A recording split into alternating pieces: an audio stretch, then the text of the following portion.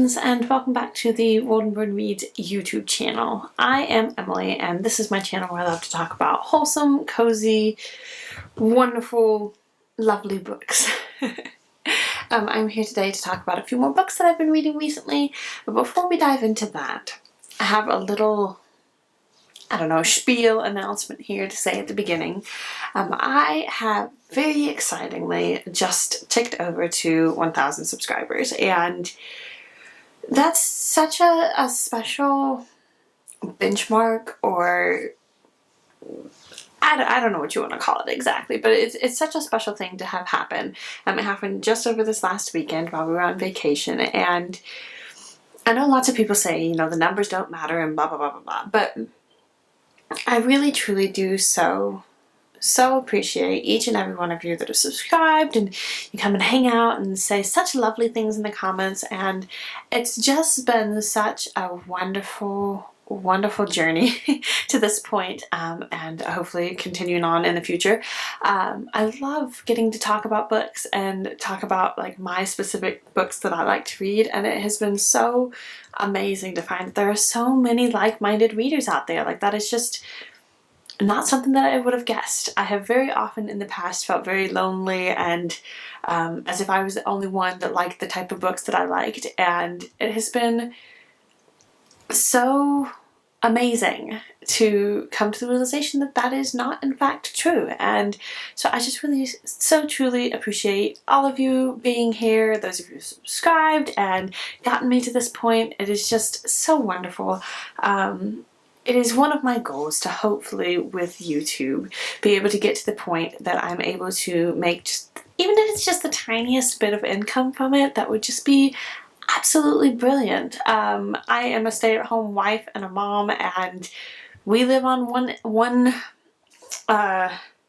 salary, one source of income, and so every other little bit that we can bring in really helps us. And even if it's just something where YouTube brings in enough to pay for my books or my crafting supplies or whatever, like that's amazing. That's wonderful. Like, it's just absolutely unimaginable. Like, it's just wonderful. And so I do so truly appreciate all of you, and what more can be said? Thank you from the bottom of my heart. I so appreciate it, and let's dive into some books, okay? Like, that's it. That's all the intro I have. Thank you so much. Let's talk about some books, because my goodness, I have been on a reading, like, I don't know what you want to call it. I've found a couple of new to me authors and a couple of new to me series, and have just fallen in love with these books. So first off, I just recently discovered Nichole Van, and she is a closed door romance author, and I think all of her stuff is historical. I could be wrong, she might have some contemporary, but thus far all of her books that I have read are historical. And not only are they historical, they are largely, at least the ones I have read, based off of happenings in Scotland, or based on Scottish characters. It has been so much fun. So I think I found out about her because I found a Reddit thread. Every now and then when I'm kind of in a slump and I'm trying to figure out what book I want to read next, I'll just Google like wholesome cozy romance, or books similar to XYZ author, and usually I can find some sort of a Reddit thread where there'll be a bunch of comments and they'll have a bunch of suggestions, and I'll go through and check out a few different ones and see if there are any that sound good. And I think what I had done is I had Googled authors similar to Georgette Heyer, and there was this whole thread of people commenting a bunch of different authors, and Nichole Van was one of the suggested authors. And so I pulled her up and I was looking at her books, and I noticed that she was writing about like Scottish characters, and I love Scotland. I've never been there, and at this point in my life I'm not really expecting to ever get there in my lifetime, but I love everything about Scotland that I've seen, and the landscapes and the people and the accent, like, oh my goodness. But yeah, so I saw that and I was like, well, I'll give it a try. So I started reading the Brotherhood of the Black Tartan series, and it starts off with Suffering the Scot. And this one is about Andrew, who is a Scottish man who finds out that he has inherited an English title. And so he has to come in and take up the reins of this title. And Jane is the daughter of the, I think it's an earl. I actually did good this time, and on my notes I put the names of the main male character, the main female character, but I didn't add that detail. So I think it was an earl, an earldom, and she is the stepdaughter of the earl who had just died, thus passing the title to Andrew. And so at that time period, the Scottish people were kind of looked on as almost savages by the prim and proper English people. And so of course Jane and her family are a bit horrified that this obviously like rustic, boorish Scottish man is going to be coming to take up the earldom. And so they're like, ah. So it was a lovely and sweet one. Romancing the Rake was the next one, and that one's with Rafe and Sophie. And Rafe is the son of a duke, and his father is evil. He's like the most evil man ever. Like, just he's very manipulative, and he forces Rafe to do whatever the Duke wants Rafe to do by saying that if he doesn't, he's going to basically, the long and short of it is be cruel and mean to Rafe's mother. And so then, I'm trying to remember, Sophie is just one of the girls about town when they first meet, and they meet at a couple of different balls and things. And Sophie is very like scientifically minded. Like, she loves all kinds of natural science, I guess, like animals and things of that nature. And so they meet in a ballroom, and then they actually kind of hit it off because she's kind of quirky and funny because she's nerdy. That's the long and short of it. And so he's kind of intrigued, and then they talk 2 or 3 different times, and then they fall in love, like, obviously. But then, of course, the Duke, being the evil person that he is, gets wind of it, and it's just like, absolutely not. And I'm not going to go into it too much more than that, but it was a really, really sweet story. And the thing about these books that I really loved is that there were more than once, and in this book in particular, in Romancing the Rake, there were several different quotes that were just like, oh, like, oh man, like that was so applicable. And in this one, there was a quote that was talking about basically that hating someone is most often the outward result of trying to cover up the pain and hurt that you're suffering with. And so by hating someone, you're not doing anything to them, you're just damaging yourself. And that's obviously a very botched way of putting it, but it was kind of talked about more than once, where it's like, you know, Rafe hating his father was not doing Rafe any good. Like, it was just hurting him and hurting his spirit and his character. And so it was one of those things where it was like, it was kind of deep, and I didn't expect that in a cheesy, lighthearted romance. So read that one. The next one was Loving a Lady, and that one was with Lady Violet, who somehow or the other, because of her Scottish, I think it was her Scottish grandmother, she inherited the title rather than it being through the male line. It was through the female line. So she was an earl, which was really, really rare at that point in time. And so she has to take on all of the responsibility of being a noblewoman, of being an earl, and she has to learn how to like take care of her estates and things. And you know, her mother was very much just kind of like, let everybody else that I have hired take care of the estates, and I'm not going to pay much attention to it. And Violet is much more like, I want to know what's going on with my tenants, with my people that I am responsible for, which was, again, was kind of frowned upon because it was like that was beneath her, and she was like, no, it's not.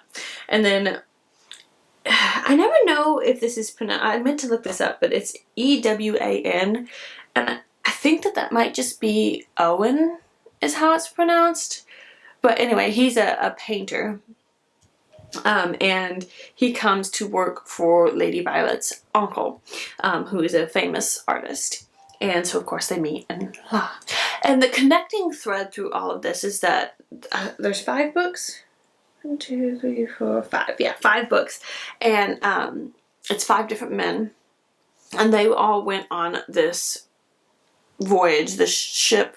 They went on a scientific voyage on a ship, and there was a tragedy that occurred, and a bunch of different stuff happened that I'm not going to talk about because I don't want to spoil it, but they all became like really bonded together through this experience that they shared together, and they all came from different walks of life. There's a doctor, there's a ship's master, Andrew is a merchant, Rafe is like a lord's son, and Ewan, whatever, is a painter. And so it's like they come from very different walks of life, but they all were really bonded together through this experience. And so that's kind of where the series is. Because then the next book, some very lovely kind person told me how to pronounce this on my last video.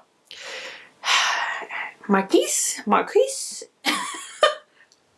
This one's about Alex, and what was I forgot to write down the name for her, but Alex is a doctor, and his dream and goal in life has always just been to be a doctor and to help people. And then he suddenly Lottie, that's what it was. I think it was Lottie is the name of the girl in there. But anyway, he suddenly finds out that he has inherited a title, and he initially is very much just like, absolutely not, I do not want this. But the people kind of in charge of it, there is an option that he could decline the title and it would pass to somebody else. But in order to do that, the lords in the House of Lords or whatever want him to come and actually look at his lands that he would be inheriting, look at what taking up the title would entail. And so he has to come to England, and he's staying at the house of it gets so convoluted trying to explain it, because I'm like, oh, he's staying at this house where, of course there's Lottie, and she's really cute, and they fall in love.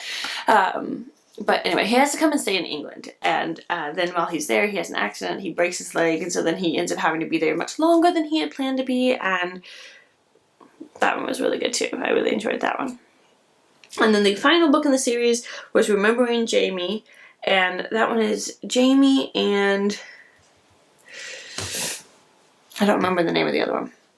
I'm not really going to say much about this one because it's a bit, well, I guess you kind of figure out the spoiler in Loving a Lady, but I'm not going to say it because I don't want to spoil it. But I will say Remembering Jamie was not my favorite book in the series. It was okay, but I found it kind of frustrating, and the main girl character just kind of annoyed me sometimes.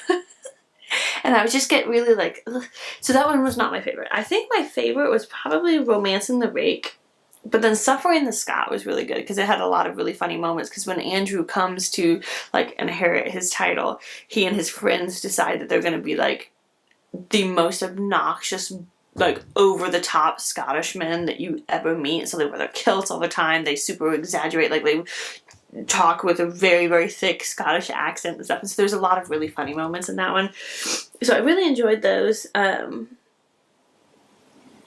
I don't know. I really liked all of them. Remembering Jamie was just a little bit less my favorite. And in the midst of those, I read False Colors by Georgette Heyer. I don't think I've read this one before.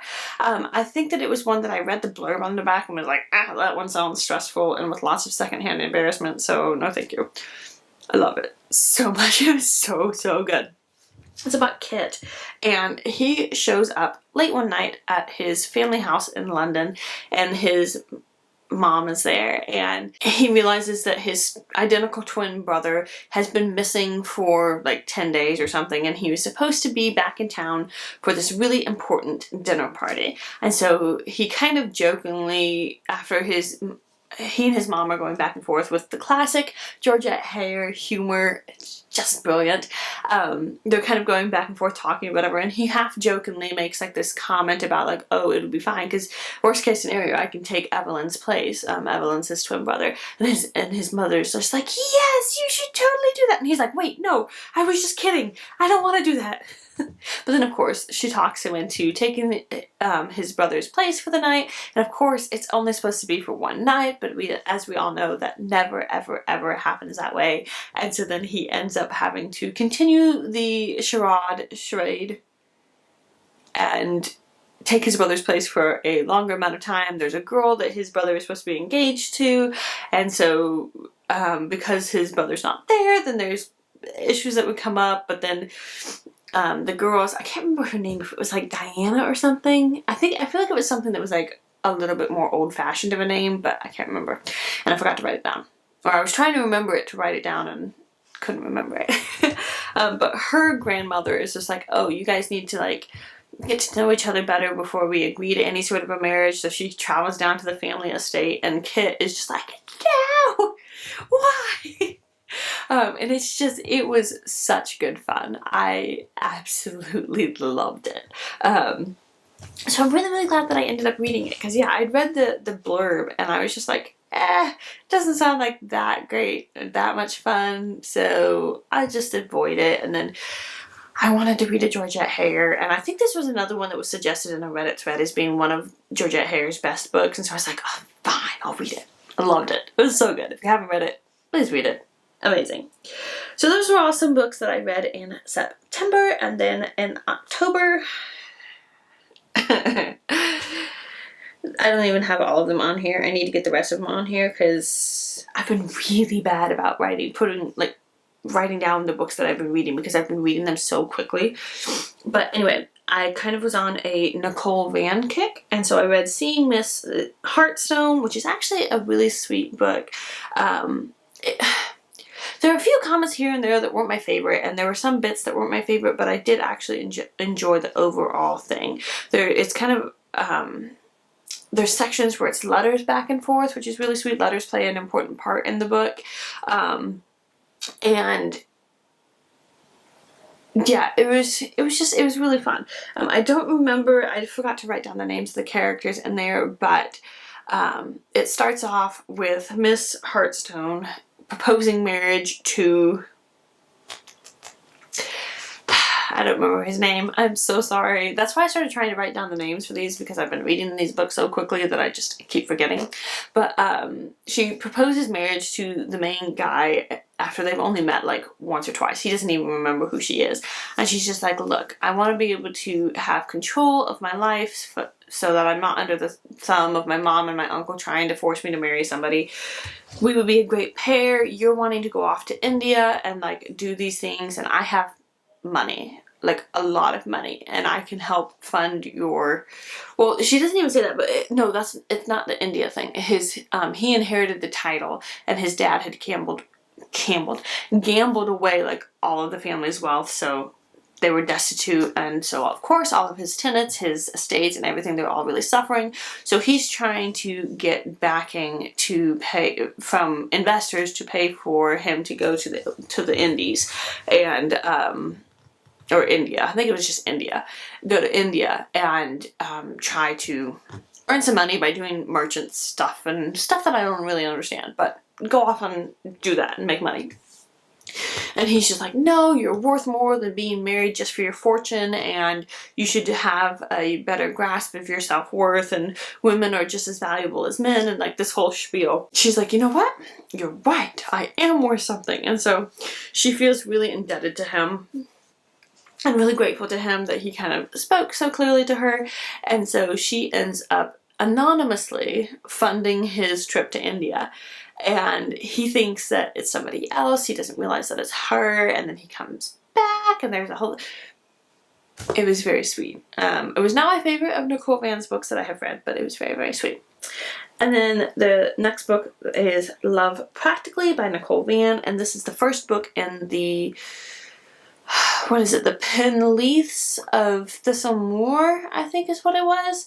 And this one's about Leah and Fox, and it's a marriage of convenience trope. Lovely.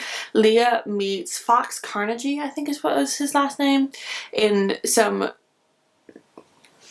what's the word I'm looking for?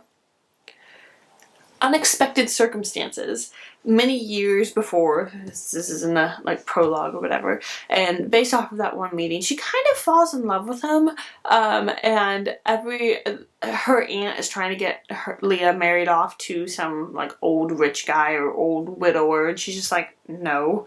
So then the aunt gets super offended and sends Leah back to Scotland where she's from, and Leah's mother had died and left Leah and her two significantly younger brothers.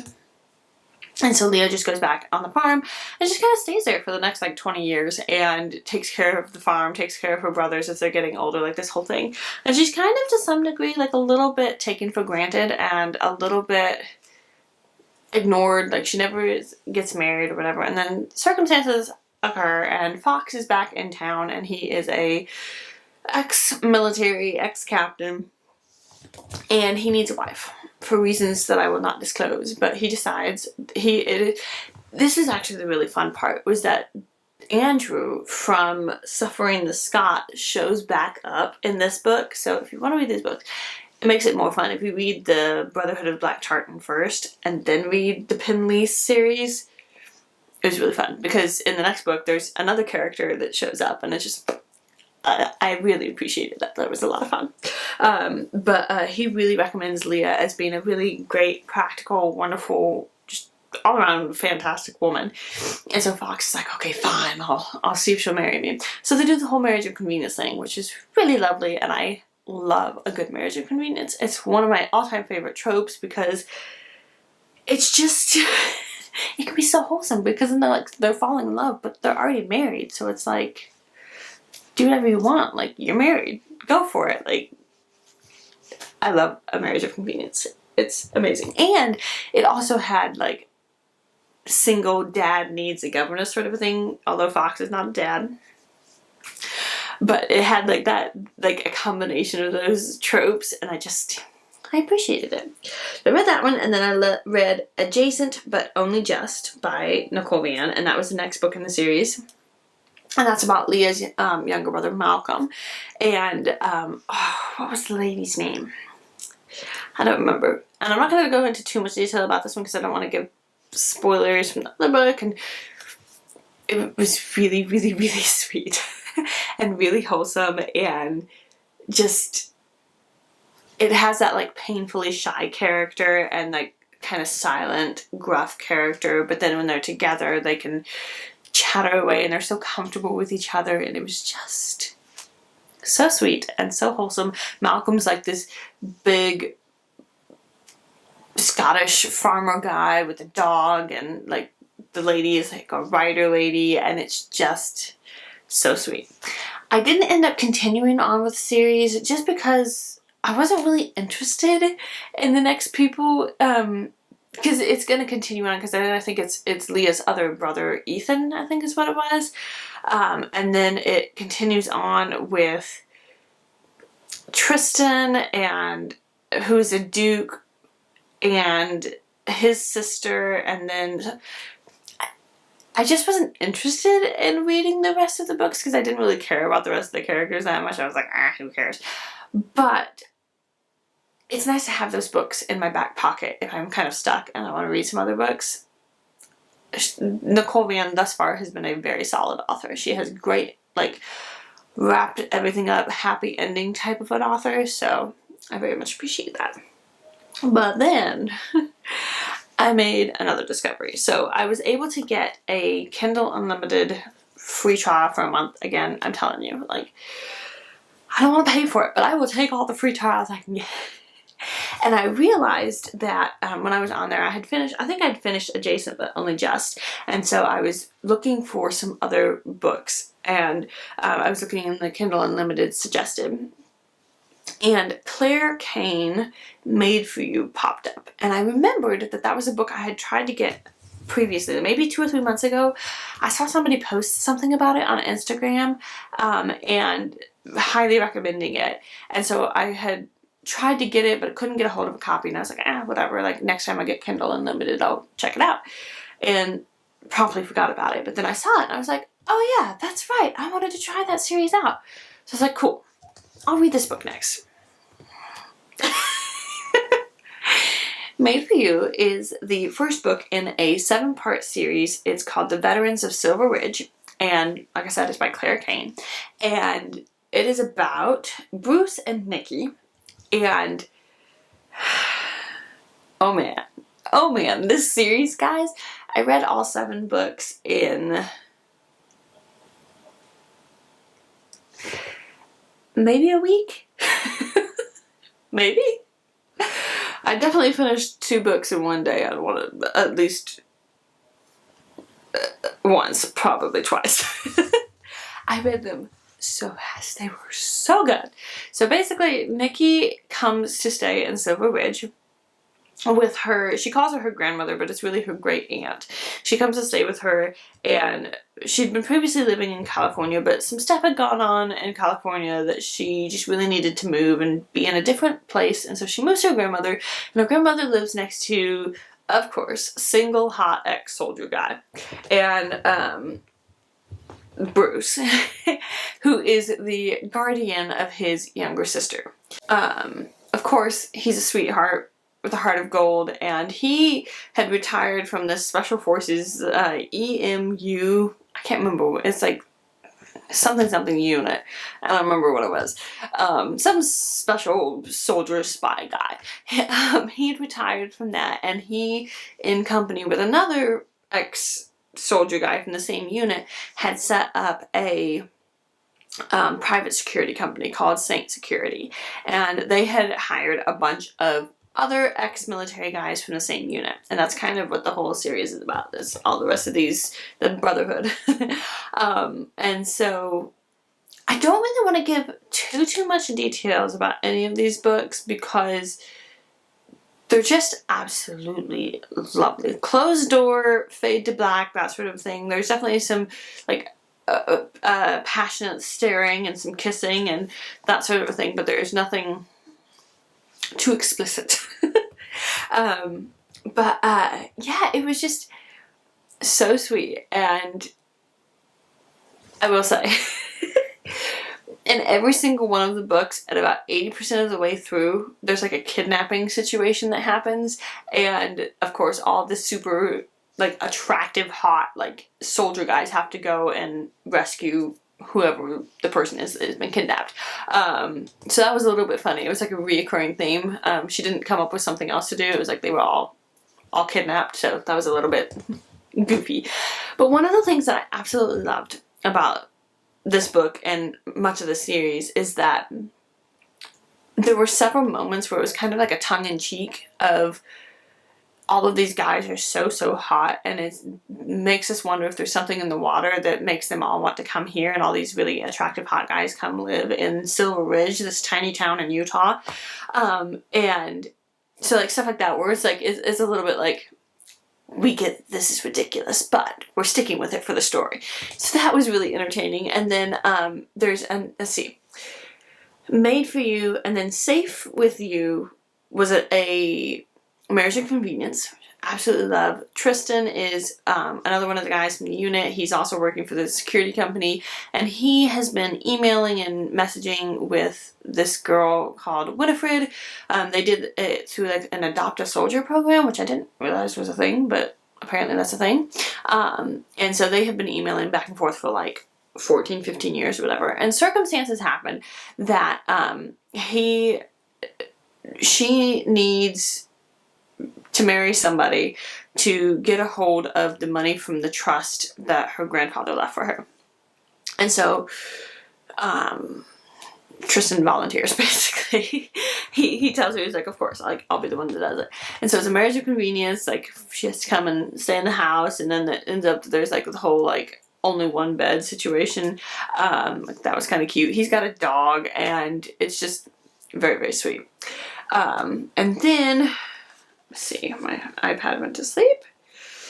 The Inspired by You is one of the characters is a famous, I'm not going to say who it is because that's a little bit of a spoiler from the other books, but one of the characters, one of the girls in town, because not only, I was telling my husband, I was like, this is honestly the part that I was more jealous of. So not only are there a bunch of like crazy hot guys that each get to have their story, but there's this group of girls that are women, and they're all like these super sweet, super encouraging. They really love each other. They meet up like every Friday night for a girls' night, and then they have a once a month the romance book club.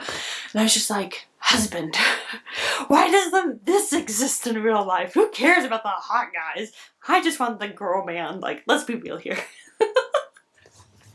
But she is secretly this really famous romance book author. She just hasn't told anybody, except for, of course, one of the hot guys, Adam, finds out by accident, sort of, and so she has told him, but then she starts using him to get information for her romance books, because she likes to write books about ex-soldiers and special forces and stuff, and so it unfolds from there. But it was really, really funny because there were a few moments here or there where she would just be like, and if this was one of my romance books, I would do XYZ, but of course that's way too cheesy for me to do, so I did this instead. Like, it was just really, really funny because it was that like tongue-in-cheek sort of a thing where it was just like, we get this is cheesy, but it's really funny still.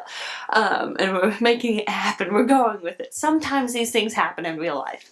So that one was really fun. And then there was Fighting for You, which is an enemies to lovers scenario, where there's one of the soldiers, all of them, they have names, but then they also have like soldier nicknames. So his nickname is Beast, his real name is Jude, but he's like this giant 6'4" guy. And the girl Jess was another ex-soldier from the same, I think she was from the same unit. Somehow she was connected with all of that, and then she is also working for Saint Security. So this was like they're co-workers, but then she hates his guts like so much for undisclosed reasons. And it turns out that they have to do a work thing together to pretend to be a husband and wife, and that kind of like breaks the ice to a degree. So then they start having to like talk to each other, and then after that, she gets sick and stuck at his cabin. Of course. And so then he has to like take care of her. And it's just, it was a very, very sweet one. I did actually very much enjoy that one. Then there was Known by You. And this one was really funny because it's about Kenny. And his nickname is Barbie. But he is like this like super chipper, like super enthusiastic, crazy positive, like his quips throughout the books are hilarious. Like, he would just be like over the top, like celebrating, excited for people. He'll like make things not exactly awkward, but there's points where other people say that they're dating, they might be in love with a girl, and he's just like, oh my gosh, like he cries all the time because he's just a sensitive soul. So the tagline, or not tagline, but one of the words, what would you call it? Descriptions. I think that's kind of what it was, is that it's a golden retriever and black cat romance. So that one was really cute. And then I didn't write down the next two in the series, so I can't remember. The next one's about one of the girls that works in a donut shop, and she has a horrible deadbeat ex-boyfriend. Then there's this hot guy from the soldier team that turns out he's really rich, and which I was appreciative of the fact there was only one guy that was like fabulously wealthy, as well as being super hot. Like, it didn't do that trope, which I appreciated.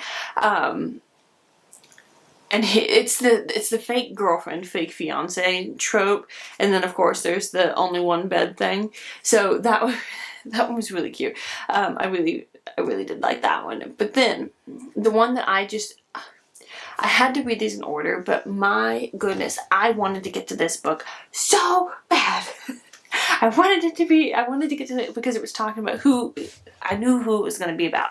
I can't remember the title of it, but it's about Dove, who's this girl who works as a nurse, and it talks about how she always has to be in scrubs all the time for her work. So anytime she's off duty, she always wears these like really pretty dresses and things, and she just really dresses up and loves wearing dresses and skirts and all that.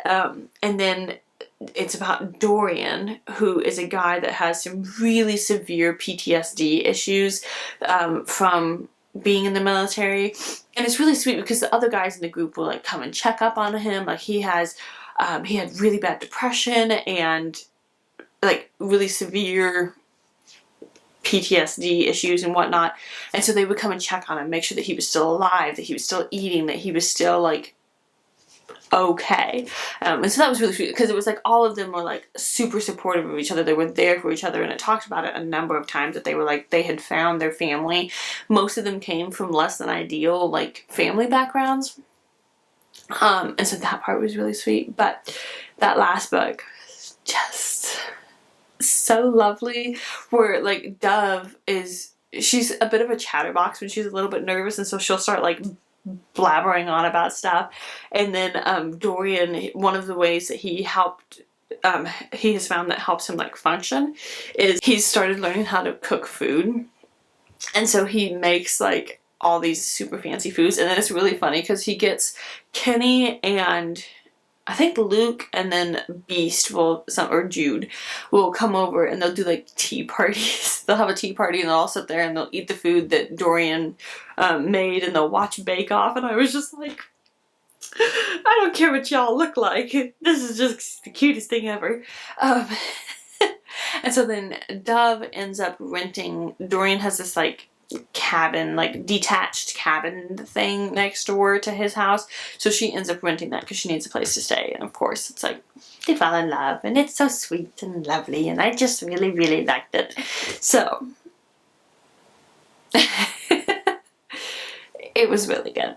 I really enjoyed it. The whole series was excellent, and I am definitely intending to check out some of Claire Cain's other series. She has some connected to the Silver Ridge series. There's one that's like Silver Ridge Resort. I don't remember exactly, but she has I think 2 or 3 different series that are connected to the whole Silver Ridge town. And it's a smaller town in Utah, but it has this like ski resort thing, so like really famous people will come, and they have like a film festival every year. But yeah, it was really such an enjoyable series. I absolutely loved it and would highly recommend it to anybody who needs some really cozy, lovely, sweet romances. Yeah, Claire Cain is actually becoming one of my all-time favorite authors, which is not something I would have thought I would say about a contemporary romance author. So that's saying a lot for me. They're very fluffy. Like, we'll just put it out there. Like I said, they're a bit over the top. But I was telling my husband that I was like, they're almost like Hallmark movies, but they actually have some depth to them. Like, all of the people, they have some sort of something that they're working through. Like, there's a lot of broken family situation. There's a cult situation that's mentioned. There's, foster care situations. And it's just, it talks about it constantly, about like how they've found their family that they have picked and chosen, and they actually have to work through things. And so it's not, and that was the other part of it too that I really enjoyed, is that there was never that like stupid cheesy thing where they're like, oh, I saw you hug some other woman and I hate you now and I'm breaking up with you, and oh, you're the worst person ever, and then come to find out it's like his sister or something. Like, there was none of that like silly, ridiculous, stupid stuff. They all acted like adults. Like, they were mature, responsible adults, and they knew how to act in a relationship. Even if they were trying to figure out what their relationship looked like they were all adults in this situation, and I so appreciated that. Like, that was just lovely.